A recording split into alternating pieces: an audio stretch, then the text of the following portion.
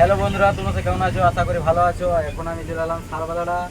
আর শালবাজারে আমাদের যে ক্যাসারের লোড হয় আজকে, তা যে পুরোনো ক্যাসারটা ছিল ওই ক্যাসারটা ভেঙে দিয়ে নতুন ক্যাসার তৈরি করেছে, তাই ক্যাসারটা উদ্বোধন হয়েছে। তা উদ্বোধনের জন্য আমাদের কিন্তু সব মিস্ত্রি দিয়েছে একটা করে টিফিন, যে যে আজকে লোড করতে আসবে এখানে শালবাজারাতে। আর ওই ক্যাসারটা মালিক হয়েছে ডালিমবাবু। ডালিমবাবু ক্যাসারে যে যে লোড করবে তারা তারা আজকে টিফিন পাবে। তা যে যে মাল নিতে ইচ্ছা আছে তারা চলে আসো এই ডালিমবাবু ক্যাসারে, মাল নিয়ে যাও আর টিফিন খেয়ে যাও। আর টিফিনের মেনুটা খুব ভালোই আছে, এই দেখাচ্ছি তোমাদের, দেখো। এই দেখতে পাচ্ছ দুটো টিফিন, একটা হেল্পারের জন্য একটা ড্রাইভারের জন্য। তা আমরা এখন এই টিফিনটা খেয়ে মনে হয় না আর ভাত খেতে পারবো, টিফিনটাই খাবো।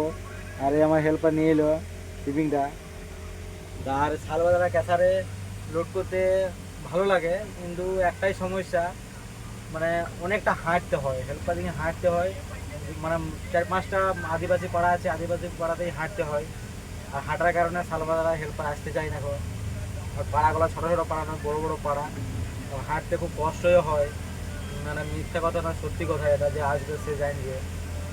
আর আদিবাসীর জন্য এটা খুব, মানে আমাদের খুব কষ্ট।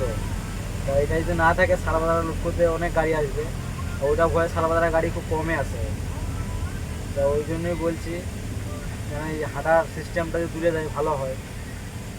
তো চলো, আর কিছু বললাম না, এইটুকুনি। আর আজকে চলে এসো ডালিমবাবুর ক্যাসারে আর টিফিন খেয়ে যাও।